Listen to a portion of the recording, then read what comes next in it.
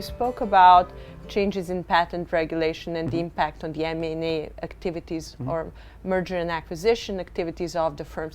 Can you summarize in your words what your research is about and tell us how you think students or businessmen can learn from it and apply some of the insights from your study? The exact phenomenon we study, it's called IPA, which stands for the American Inventors Protection Act, and it became law in 1999 and had a quite important change in the way the US Patent Office worked. Before this law took effect, patent applications were secret, were confidential. This law changed these rules, and essentially patent applications became public 18 months after their priority date. Priority date, you mean when they were first filed? Yes. Filed. What this entailed is that there was a kind of acceleration of information disclosure. So essentially, if we think of the technological frontier in different sectors,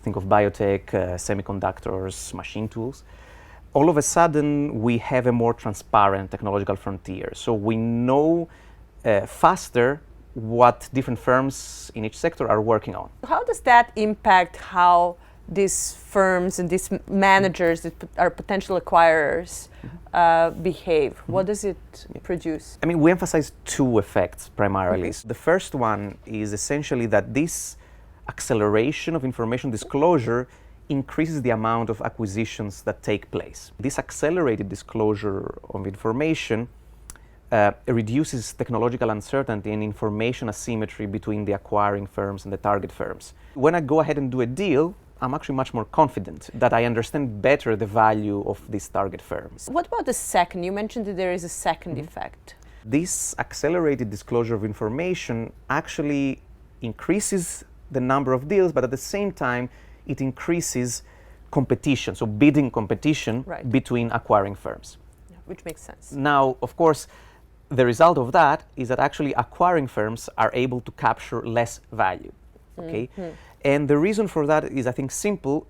If there is more competition for, let's say, a given target firm, if there is more people that are aware of this target firm and understand the value of the technologies this target firm offers, obviously they will be able to understand the types of synergies they can generate, and in a way they will be able to actually go do their due diligence and maybe either implicitly or explicitly show interest in this target firm. Right.